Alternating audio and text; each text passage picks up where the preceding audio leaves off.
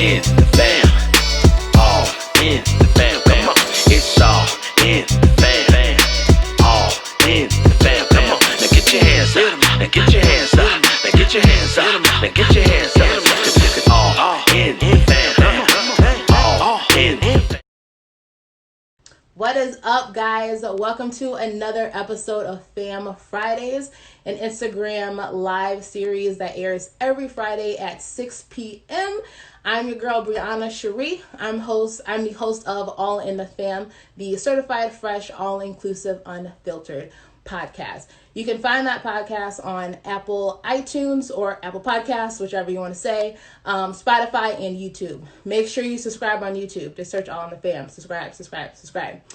So, with that being said, also, Season 2 is airing next Wednesday, July 1st. So be on the lookout for that episode. Season 2, July 1st. So, it is the last weekend of Pride Month. It is 2 days before the anniversary of the Stonewall Riots. So I'm decked out in my Pride gear because we want to go out of June with a bang and celebrate Pride and the LGBTQ community. So those of you who don't know, quick history lesson, because I like to go on a history tangent, about the Stonewall Riots. Basically, on June 28th, 1969, there was a riot that happened at the Stonewall Inn, which was a gay bar in New York City in the Greenwich Village. And the Department of the New York Police called, I forgot what it was called. I think it was the Morale Police Division or something like that. Basically, their job was to make sure everybody wasn't a part of prostitution, narcotics, homosexuality, all that. And the fact that homosexuality was a part of those two is crazy. And the fact that it was a crime back then just goes to show how far we've come now. They raided the Stonewall Inn, the gay club, and everybody there was fed up. And because of Marsha P. Johnson, she threw the first shot glass into a mirror, which sparked the Stonewall Riots.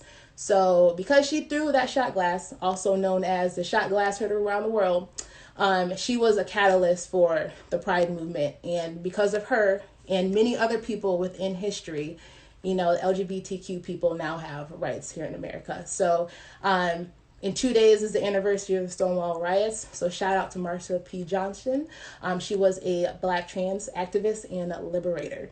Rest in peace, Marsha. And thank you, girl. Now, so because we are celebrating Pride, I thought it would be awesome to speak with somebody else of the LGBT community. And I have my good friend Payton who's going to join us. So we're basically going to talk about, you know, what's it like being a part of the LGBT community, what she does to celebrate Pride, and a whole bunch of other good stuff. All right, so I'm going to add her real quick. Bear with me.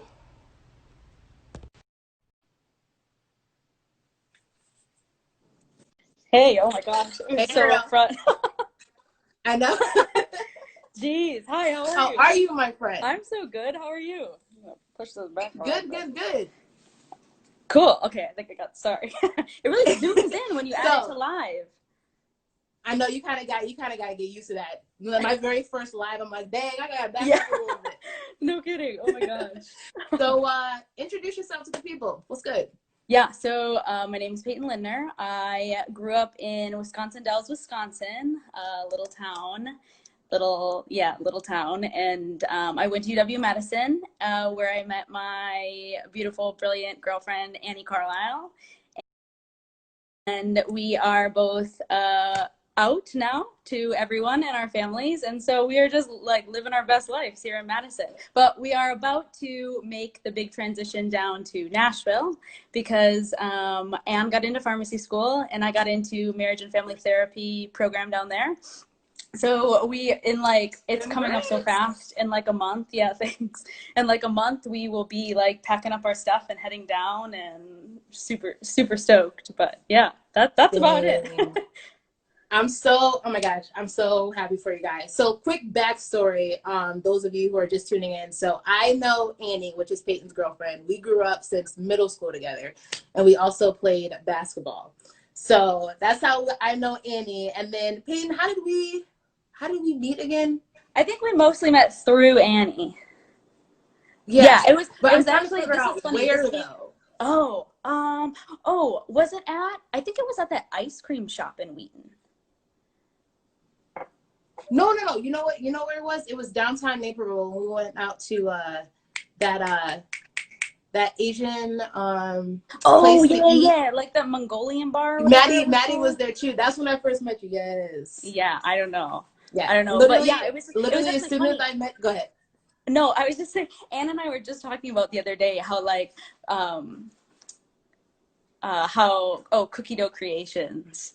That's what I was thinking of, the Yes. ice cream shop. But Anna and I were talking the other day about how you guys used to refer to each other as Arizona and Cali, and she was like, "Oh my Oh gosh!" Like no. we both knew, like neither of us could admit it, but like we both knew, you know. And I was just like, Right. I don't Oh, understand. Like that's hilarious, but like I oh like man. what a coincidence. It's so so funny. That's hilarious. I wish Abby Watts was watching this because she was also a part of that inside joke. She was also me and Annie's basketball teammate in high school. Oh my So god. those of you who don't know, if you ever watch Grey's Anatomy, Yeah. there's the lesbian couple, Arizona and Cali, and me and Annie would always call each other Arizona and Cali all throughout high school. Like I don't think I ever called Annie Annie. It was either Carlisle or Arizona. That's it. Like those Right. are the two names. Like I never called her Annie. Oh my But gosh. Yeah. anyway, let's stop reminiscing and get to the point. So with Pride in 2020, obviously we've come a long way in terms of acceptance and civil rights for the LGBT community. What are some like misconceptions that you believe people think Pride is, and what do you think that Pride actually is? Yeah. It's a I loaded mean question. that's a really awesome question. And I think that, well, first of all, I can only speak from my experience, obviously, and a little bit from Anne's, just because I mean we live together, we talk every day. But at least in the town that I grew up in, a lot of people that I grew up with just didn't have a lot of exposure. And I mean, I'm sure you can empathize, but a lot of people just didn't have a lot of exposure to the LGBT community.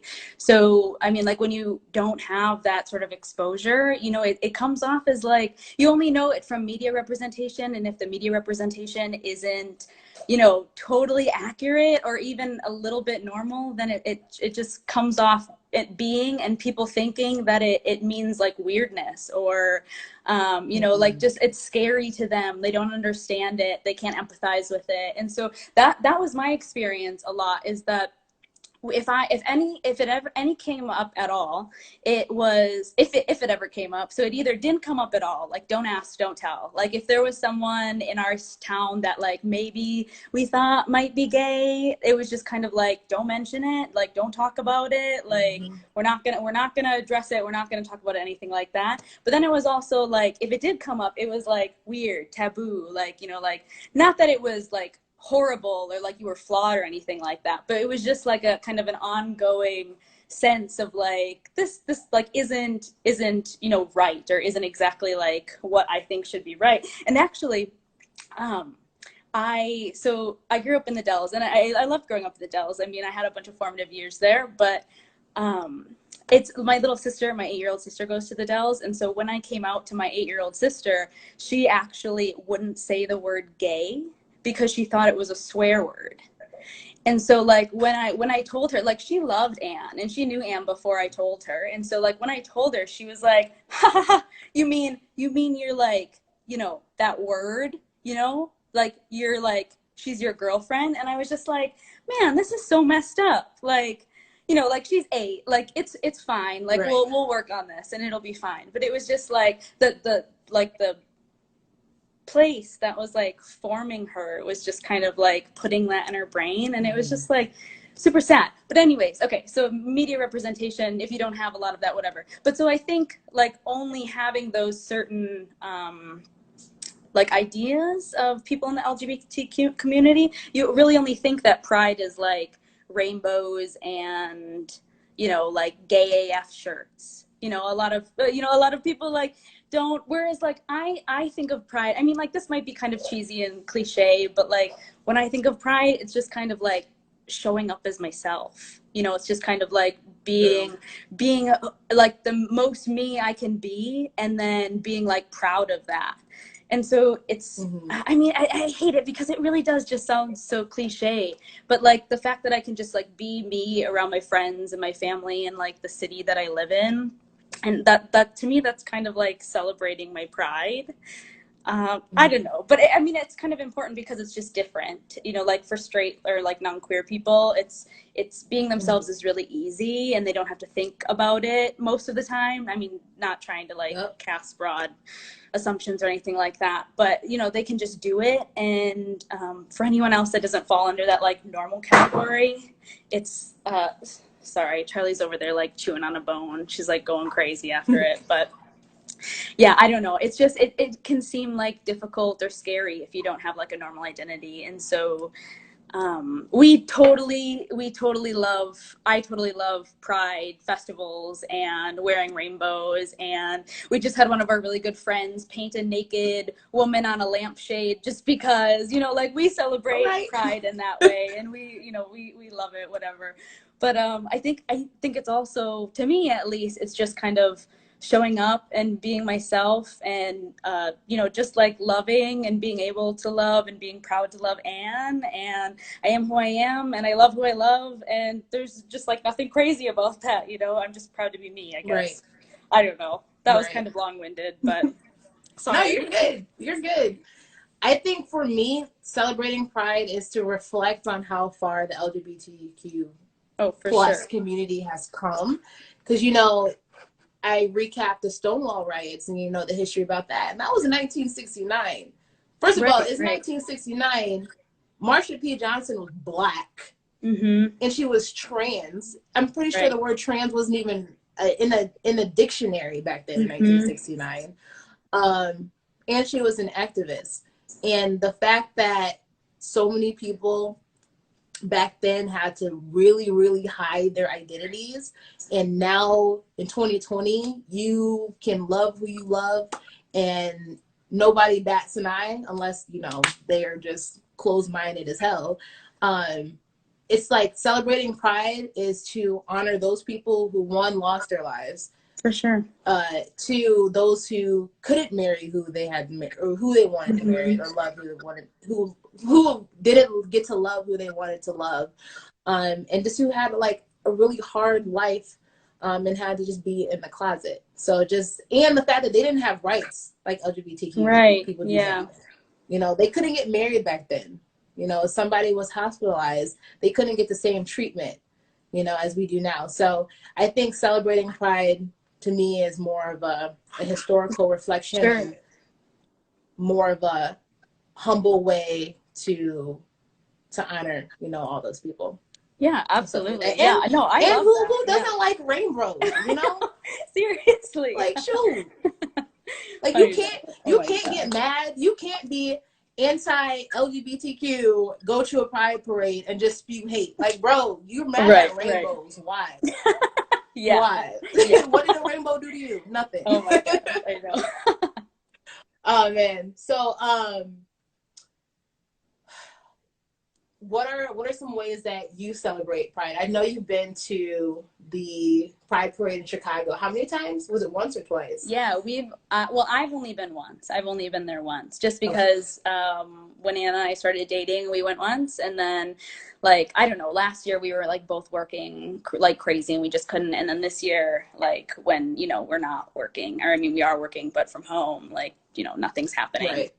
But yeah, so we went to Pride in Chicago once, and it was just like crazy, like good crazy, just Yeah. like totally empowering, but also like overwhelming. And so I was like, at the time, like I was really new. I remember honestly just kind of feeling overwhelmed because I was really new in coming out, and like You were a baby gay. yeah, of course. And it was just like it was something that I was like I was really trying to like get super involved with, and then it took for me to just kind of be like, just you know what, just it's fine, like just show up, like just it's fine, just like be here, and then you know just like appreciate what's happening. But it was, I mean, if you've never been before and if you're like diving into like you know that space, I understand now how overwhelming it really must have been for me, because it is, you know, it's just like people that are like so expressive and just, you know, like they're being themselves, and they are, you know, it's packed too. Like there's so many people there, and I am like a little bit like OCD about like touching and stuff like that. So that was another like added layer where I was like, get away from me. Like people are throwing stuff from this, like from the balconies. And I was just, it was so fun. It was so great to see. It was, you know, like it was nice to, it was a nice day that we went, I think, right? And then it was just, yeah, it was fun. But regrettably, I've never gone to Madison, but hopefully next year we'll be able to go in Nashville. Hopefully. Oh, Hopefully. yeah. I feel like Nashville's pretty accepting in certain parts, maybe. They're really liberal. Yeah. I don't know about the state of Tennessee, but the city, I feel yeah, like I think the they'll South be okay. in general is kind of like hit or miss. You know, like it's True. just, but I have heard good things about Nashville. Just it, like they're pretty open and you know, pretty liberal, and that they're just kind of, you know, they've got a diverse population to begin with, so we're hoping at least, you know. But I mean, yeah, there's always chances that it won't go as planned, but True. But I mean, like, if we're gonna give it a shot. Anne can grow up in Wheaton and you can grow up in Wisconsin, right, you guys can survive in Nashville. Yeah. And if y'all can survive under this Trump administration, y'all gonna be just fine, okay? Yeah, just for fine. real. You know, I had a similar experience when I went to my first Chicago Pride. I think it was 2 years ago. Yeah, I think it was 2018 was my very first Pride parade in Chicago. Yeah, have you been more than, coming from Wheaton, I went 2 years ago and then last year. I was going to go this year, but COVID-19 said, fuck your plans. Right. So my very first experience 2 years ago, I was just like in awe. Because coming from Wheaton, that's a big no-no. Yeah, like, you can't be gay in Wheaton. And going to Pride that year, I went with my cousin Bree. I was like, Bree, like, they're a couple. Like, look at all these rainbows. Like, everybody's happy. There's even like straight people who are happy. Like, there's kids here. I'm like, what is this? Like, coming from Shelter Wheaton, I'm like, this is a whole different world. I like this. And I got a little bit emotional. I was like, man, like, everybody's like happy. Yeah. You know, and it was just good to see that. It was good to see people just expressing their love for each other in such a comfortable way. Right. The rest of the day, I don't remember too much because I had a little bit too much to drink, but you know, that happened. As you do. You have to. I sprained my ankle that day because I thought I could bust the move, and the floor said, "You gonna bust your ass." So I sprained my ankle that day.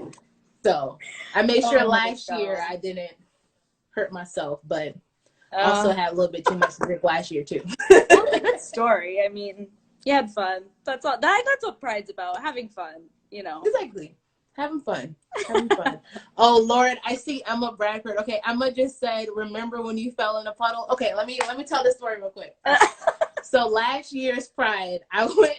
I believe you'll see everybody tomorrow when you guys come over. So it was Emma, Deshawn, Bree, and Emily. We all went to Pride last year, and I had a little bit too much liquid courage. I thought I could conquer the world. It was raining so hard. Like, we only were at the parade for about 30 minutes, and then the Lord's wrath just washed down on us. He said, not today.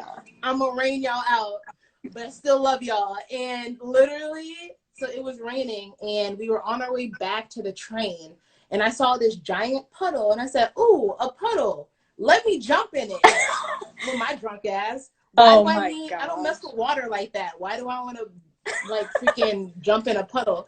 My drunk ass literally jumps in the puddle, slips and falls, and I'm just like sitting there in a puddle, like giggling. And then I get up again and I started like splashing everybody while I was jumping in puddles. I'm like, what is wrong with me? I literally regressed into like an 8-year-old kid while I was drunk. So thank you, Emma, for bringing that up. Oh my gosh, thank you. Do you have any crazy Pride stories? You know what? I don't. I honestly, yeah, I just remember I do remember that contributing, it helped a little bit with my overwhelmingness, but I remember walking down one of the streets, and there was this woman with like full frontal out with just the little like nipple coverings giving out hugs. And me being like a germaphobe, I was just like, please don't touch me. Like, please don't touch me. Like, I love this. I love everything that's happening right now. If I could, I would. But just like, please, for the love of God, do not touch me. Right. And that's because it's so sweaty too. It's so hot. Everyone's sitting in the sun. There's glitter everywhere. Everyone's just like drowned in glitter. Oh God, I hated the glitter. Oh God, just the thought of it was just like glitter and sweat and germs. Like, please, please do not. But no, I mean, I haven't had any like really crazy stories besides that. It's just it's all fun. Yeah, that's awesome.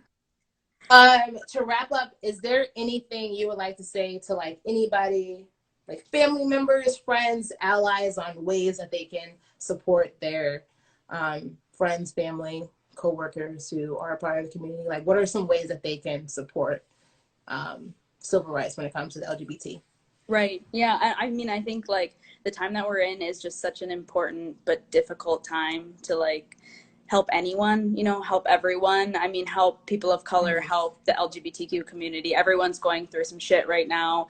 And there's a lot of things that you can do that like help everyone while you're at it. So like, I really think that like educating yourself is so, so vital, just about like issues and history, general things, like anything that revolves, like policies, anything that revolves around this community, like the community at large. And then, like it's tough, but like trying to confront, these people and evils and phobias and biases, it's really difficult. Yeah. But like the racism, the homophobia, the transphobia, the xenophobia, like all of those things, like you just got to call that out. And, like I have definitely seen that it's hard with family members and, even some of my friends that don't understand the biases or like, don't know like the layers that they come in, just like calling that out. And then, I would love to say donate, but I am totally like the person that doesn't have money to donate. So like, I really just vouch for like showing up for people, like listening, asking questions, like taking the time to just like hear their experiences and their stories and like, get to know them, listen to them. What do they need? Like, can I help you with what you need? Just like anything like that. I don't know. I really think that like just be an advocate, just like be there for people, be willing to say that you're wrong, be willing to ask questions, just be a good human. It doesn't seem so hard, but it's just like I'm a human, you're a human, like we don't have to hate each other. I don't know, it's just be a good guy. That's true. I don't know. What do you think? One thing that I would say, change starts when people just take off their blinders, take off their visors. Yeah. So it's one thing to be an ally, but still have, those prejudiced thoughts in the back of your mind. It's like, man, like I have a gay friend, but I don't really mess with gay people. It's like, when you say that, are you really an ally, So I think it comes back to, if you are an ally and you have a family member, coworker, friend who's gay or queer, whatever they identify as, ask them tough questions if they're open to talking about those questions. Right. And educate yourself in whichever way. If it means watching Grey's Anatomy and finding out who Arizona Cali is, then watch that. Or if it's watching Netflix series or documentaries, history books, whatever it is. I'm not saying just drown yourself in educational things, but, take off your visors, take off your blinders, and like just be more open to listen and not say what you need to say to as a counter argument. Just listen, shut up and listen. And actually, so that's just my advice to allies. One such a good example of that is we moved into Middleton a while ago, and Middleton's like super white and lack of diversity, and everyone's really straight. We moved into this apartment building, and down the hall is this white guy, and he invited Ann and us out to drinks, like when we first moved in, and we were like, what the hell, like this is weird. And the whole night we were drinking, all he wanted to do was ask us questions, talk about it. He wanted to like learn from us, like learn the correct terms, learn the right words. Is this okay to say? No. Okay, then what should I say? And it was just like so refreshing to be like, you know, like the stereotypical like fratty white dude that's just like horrible. And then he was just like, he was just so nice. And I mean, he's still like our good friend to today, but it was just like, you know, just be nice, be good. That's awesome. That's awesome. Yeah, and that's literally what it comes down to. Just, it's going to be awkward at first, but once you start having these conversations, right, it's just easy peasy after that. For sure. So. Oh, awesome. It was so good talking to you. It was good talking to you, my friend. Oh my gosh, so good to see you. I'll see you tomorrow. Yes, I will see you tomorrow. Wear everything rainbow. I'm looking forward to it. I will. I will. Thank you again. Happy Pride Month. Y'all stay safe out there, and literally congrats on both of you guys on thank you so educational much. endeavors and new jobs. But yes, I mean, I don't really like the country music in Nashville, but I'll still visit y'all. But yeah, that's okay. we can find like the one bar in Nashville that doesn't play only country music. Yes, just find, that's your mission. Find a hip hop bar and I'm there. I'll buy my ticket. Straight up. All right, bye, Payton. I love you, girl. Okay, bye. Love you too, Bree. See ya. See ya. All right. So those of you just joining, I just concluded a conversation with my friend Payton. She is a part of the LGBT community, and we are celebrating Pride Month this weekend. So it only makes sense to go out with a bang, celebrate the LGBTQ plus community. It's also 2 days before the Stonewall Riots anniversary. So again, shout out to Marsha P. Johnson. She was the catalyst of the Pride movement. And because of her throwing a shot glass, moral of the story, people within the LGBTQ community, we have civil rights now. So yeah. This episode will be posted to YouTube. So after this is over, head over to YouTube, search All in the Fam, and subscribe. Also, either in the comment section after this video is posted to Instagram Live, or in the comment section of the YouTube page, please let us know what are some ways that you celebrate Pride. What are some ways that you celebrate LGBTQ community as an ally, or if you are part of that community, how do you show your support and all that.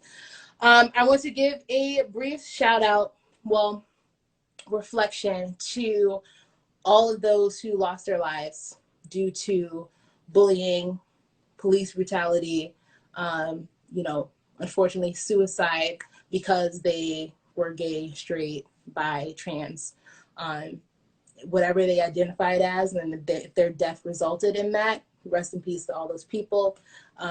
We commemorate you guys. We love you guys.